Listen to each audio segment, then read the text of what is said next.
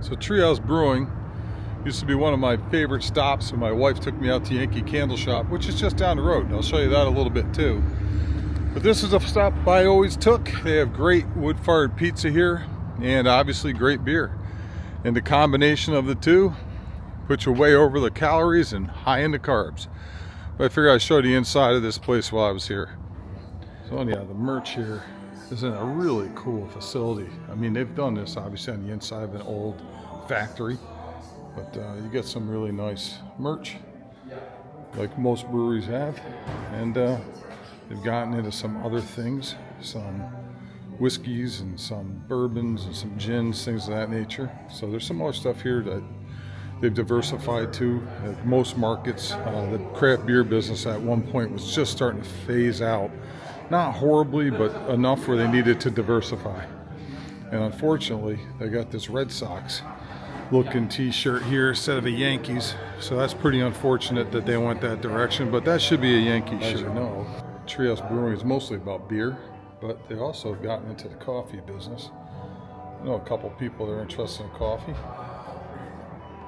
One of the coolest places in this building is this wall of beer cans.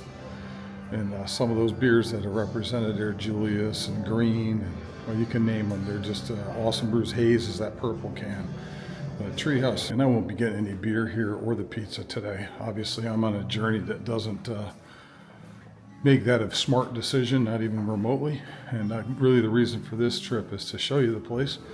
And I'm going to break down what a double IPA is tonight, and the macros and the micros.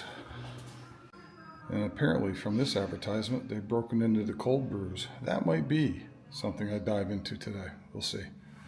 And I was here on a Wednesday right at opening, so it's no surprise it wasn't packed yet, but it would pack up by the end of the day, I'm sure. Here's unfortunately what I can't partake in, those wonderful, beautiful beers in those taps.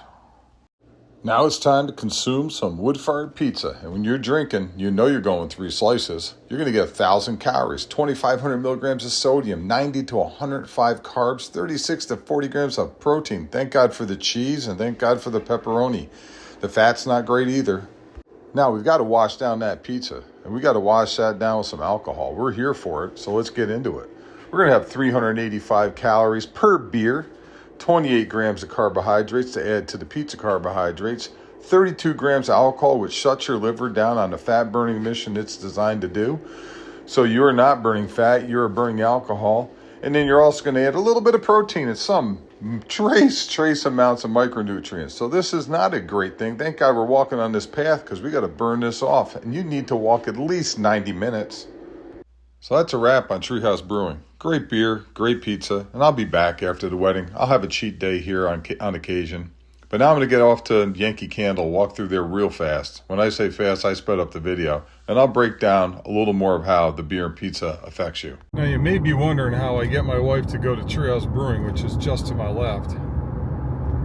Well, she likes Yankee Candle Shop. And Yankee Candle Shop is just down the road, not even a couple minutes. So and if you did stop by Tree House and had a beer and you wanted another one, Powder Hollow Brewing's right here at Yankee Candle Shop.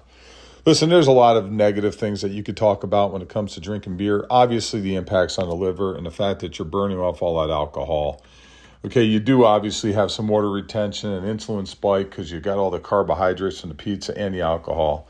But again, if you're out for a nice day with your wife and you can get an opportunity to go down to Treehouse, call it a cheat day. Have a beer or two, have a slice of pizza or two, but just don't overindulge. Once you start overindulging, that's when you start to have all the really heavy negative impacts. If you're on a ketogenic diet like I am right now, you can't have either the pizza or the beer. It's just going to take the ketosis out of the process.